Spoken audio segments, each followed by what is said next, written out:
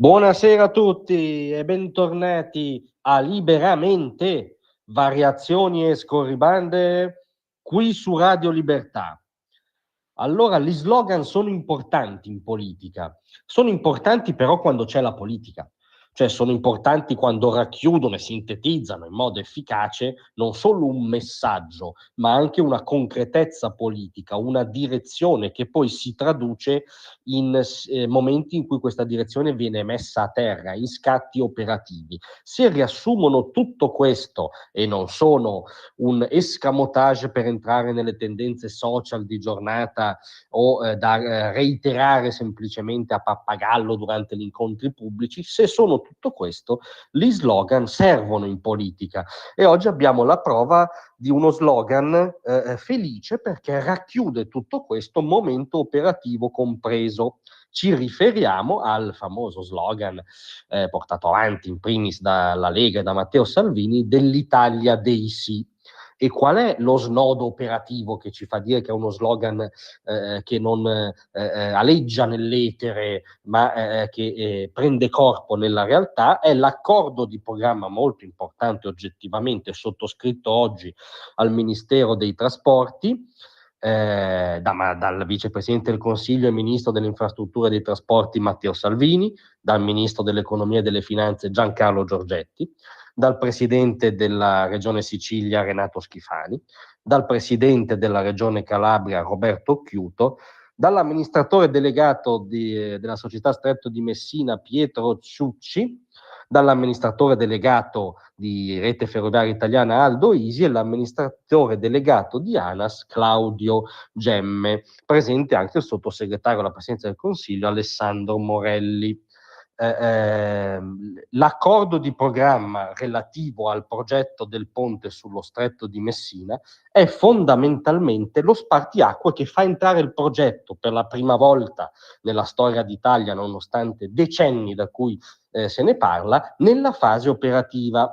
Perché? Perché con l'accordo vengono definite le competenze e gli impegni delle varie parti coinvolte, viene stabilito un piano condiviso per ottimizzare i tempi, finalmente, ottimizzare i tempi e garantire la funzionalità dell'intero progetto, compresi i collegamenti stradali e ferroviari che esso implica, perché una delle oggettive fake news dei no ponte è che sia una cattedrale nel deserto. No, è l'opposto, innesca tutto un sistema, non solo un indotto economico, ma anche un sistema infrastrutturale a supporto sia stradale che ferroviario, quindi è un'ottica complessiva di rilancio dell'asse, diciamo, del mezzogiorno.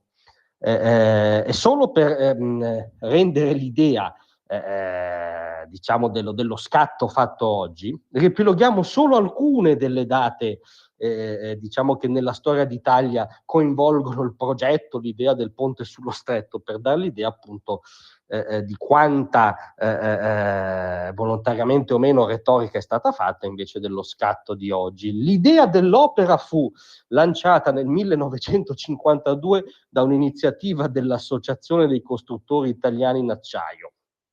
1952. Nel 1955 venne costituito il gruppo Ponte Messina SPA per promuovere studi ingegneristici ambientali finalizzati alla realizzazione. Nel 1969 il Ministero dei Lavori Pubblici bandiva un concorso internazionale di idee per un progetto di attraversamento stabile stradale ferroviario dello Stretto. Ma è veramente una storia infinita, incredibile. C'è poi la famosa legge del 1971 sul collegamento viario e ferroviario tra la Sicilia e il continente, che prevedeva la costituzione di una SPA incaricata.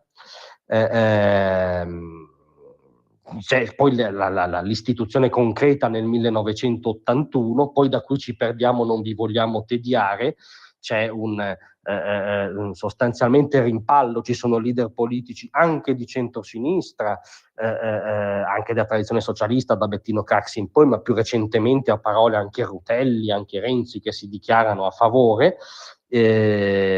alcuni passi procedurali concreti vengono fatti dal governo Berlusconi, vengono poi bloccati dal governo Monti, dei sapienti e dei tecnici, molto affezionato allo sviluppo evidentemente. Capite che rischiava di essere un eterno irrisolto della storia d'Italia, e capite che oggi oggettivamente c'è un passo in avanti di politica, perché l'Italia dei sì non è un tweet, è anche un tweet perché la comunicazione contemporanea è anche quello, ma è una visione alternativa a un'altra visione, diciamo declinista, rinunciataria, che è andata in scena, è stata portata avanti dalla cultura di sinistra e dal governo giallorosso nei tempi recenti.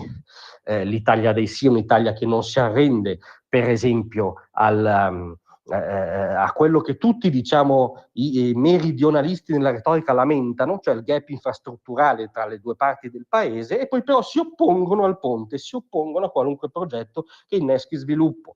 L'Italia dei sì è l'Italia che guarda anche alle ricadute. Ricordiamo che studi indipendenti di società come Open Economics, non di una sezione della Lega di Gallarate, quantificano 23 miliardi di impatto positivo sul PIL.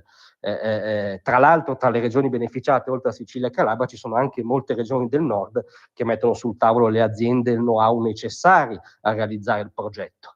37.000 posti di lavoro a tempo pieno verranno generati, senza contare quelli a cascata dell'indotto, senza contare il fatto che collegando in modo efficace l'intero paese, portando il meridione in una modernità viabilistica, infrastrutturale, ovviamente anche l'economia del Sud ne avrà un beneficio. Insomma, un progetto come questo dà corpo a uno slogan che è l'Italia dei sì, e ci ricorda una differenza basilare oggi tra centrodestra, che guarda allo sviluppo e ai posti di lavoro e a un'economia contemporanea, e le sinistre oscurantiste anche su questo tema, che si opponevano anche al ponte.